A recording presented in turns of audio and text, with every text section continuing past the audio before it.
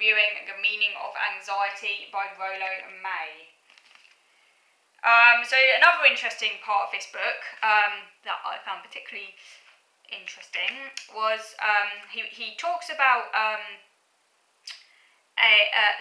someone called Kurt Goldstein. Now, Kurt Goldstein was a neurobiologist, and he was particularly interested in I think combat veterans from the First World War, and he just says that anxiety is a subjective experience of the organism in a catastrophic condition.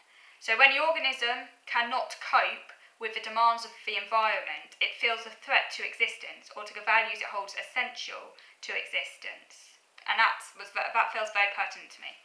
He studied brain-injured soldiers whose capacities for adequate adjustment to the demands of the environment were limited by brain lesions, and they responded to a wide variety of stimuli with shock and startle. And they also displayed a compulsive orderliness, and Goldstein argued this was a way of avoiding a catastrophic situation. So it's to do with basically the problem of the organism in the catastrophic condition. The objective aspect is disordered behaviour, and the subjective aspect is anxiety. For example, they would do things such as avoiding change. That sounds very familiar. He says that the threat may be to values that the organism identifies with its existence.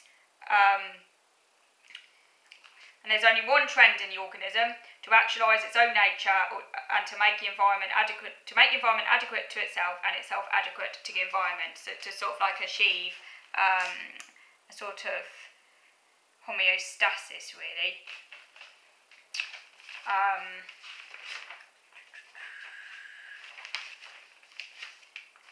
So the wild animal may actualise own nature in jungle habitat, but if it's placed in captivity in a cage, it will then become unable to react adequately. So again, you'll start to see frantic behaviour. And sometimes the organism overcomes the hiatus between its own nature and environment by sacrificing some elements in its nature. For example, a wild animal learns to avoid a catastrophic condition by sacrificing its need to roam freely. A bit like an autistic person might kind of try and mask and things like that to avoid a catastrophic condition, maybe. I was trying to think of parallels with autistic experience, and that's one I came up with. Trying to kind of try and constrain the expression of one's natural self, I guess, could be an example of that, trying to find this homeostasis within the environment to prevent that catastrophic condition. Interestingly, it's argued that anxiety, unlike fear, does not have a specific object, because in fear we are aware of ourselves and the object. We can orient ourselves spatially with reference to the thing feared, but anxiety attacks from all sides at once. So you might be running away from like a tiger, that's fear, but anxiety, no tiger is present, but you might be, say, worrying about a tiger, as an example.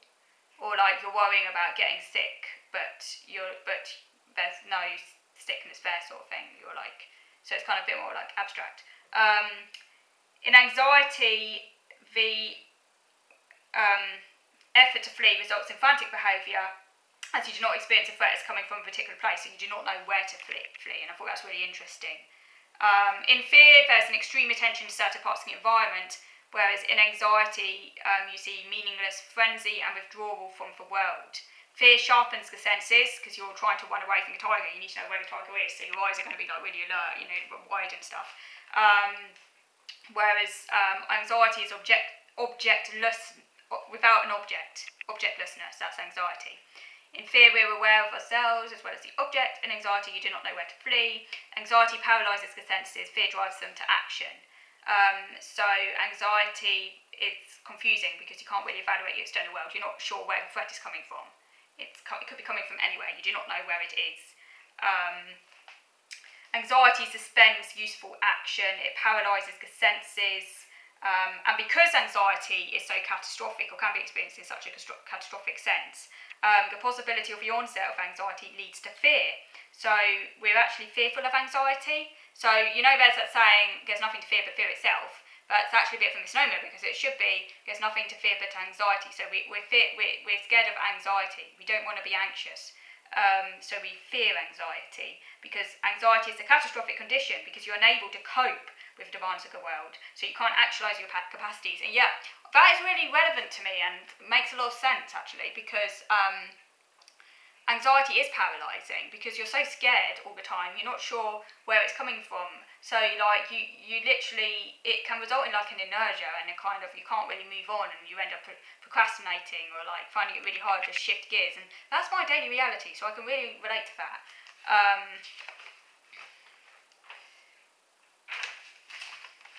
Yeah, fear is a warning that the person might not cope, and then the person might break down. So you have an apprehension of specific experiences which might produce the catastrophic anxiety state. And then fear may pass into anxiety when the person finds that they cannot cope with the situation, or the anxiety may pass into fear when you begin to feel you can cope. I thought that was quite interesting. It's quite deep, that stuff. I'm not sure I fully understand it, but it's interesting. Yeah, it says that anxiety engulfs the whole personality, where you feel your very existence is endangered.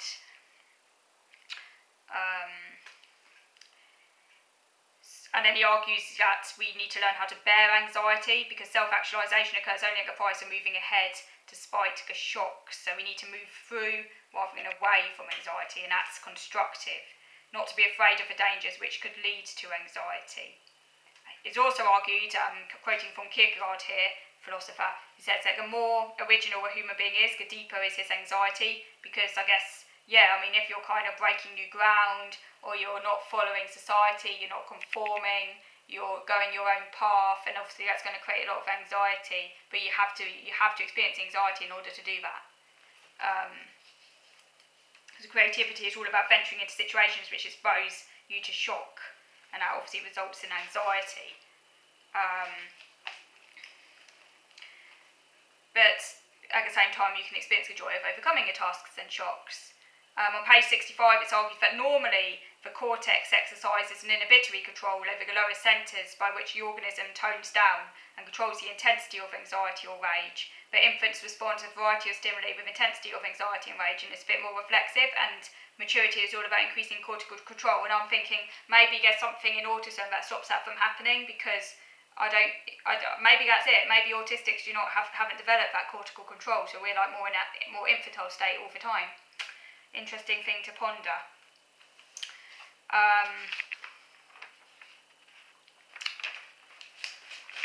The counterpart of anxiety in animals is vigilance, the alertness, a sort of general expectancy of danger, tendencies to act but without any clear-cut direction for acting, and this is parallel to the vague apprehensive behaviour of human beings. If the animal is to be conditioned, so if it is to learn to behave in an orderly fashion, then it must be able to get a reliable answer to the question, what is it, and answer to what happens next. And when the animal cannot get those answers, its behaviour is disordered. So what is it is a rudimentary form of human inquisitiveness, and that's the sentinel function of a neurological system. What is it? Whereas the planner function is what happens next. And this plays a much greater role in human behaviour in animals, and that results in culture, ideas and values that have all come out of the planner function. And out of anxiety then comes the need to plan to kind of reduce the anxiety. And again, I think in autism there's often this problem with the planning function, so I'm wondering whether that's why, because we find it harder to work out what happens next and what is it, maybe that's also why we stay in that state of more like anxiety without being able to move ahead so much, and our behaviour is a bit more like rigid and disordered. That's just a thought. So we may be a bit close to the animal state, the more infantile state. It's also interesting that it's argued that anxiety accompanies intellectual activity as its shadow. Again, because like the more you are able to think and kind of think about the world, the more you notice possibility, the more you become aware of risks and dangers. That's obviously going to make you more anxious as well. Okay, so I'm going to stop now because there's so much to talk about in this book. So I think I'm going to have to come back to this next week. To carry on a review from where I've left off. So I've talked about some quite deep issues there, and it's a heavy, deep book, and it's quite hard to get your head around, this distinction between fear and anxiety, because often you sort of think they're the same thing, but this book kind of suggests they're not the same thing, because fear is fear of an object, like a tiger, or like you're fearful of something like more concrete. whereas anxiety is more anticipative and less objective and more kind of vague, and more to do with like possibilities kind of thing. And the fact that we can be fearful, where anxiety can actually be the object of our fears, because we're fearful of anxiety because anxiety results in a numbing of the senses and an inability to act because it's so all-encompassing, and we fear that catastrophic situation, and I can relate to that. So do let me know what you think. So thank you for watching.